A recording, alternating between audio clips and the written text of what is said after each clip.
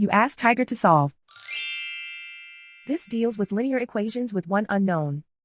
The final result is x equals -14. Let's solve it step by step. Group all constants on the right side of the equation. Subtract 2 from both sides.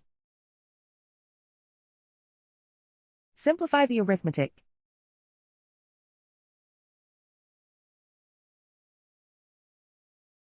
Isolate the x. Divide both sides by -5. Cancel out the negatives. Simplify the fraction. Move the negative sign from the denominator to the numerator. Find the greatest common factor of the numerator and denominator.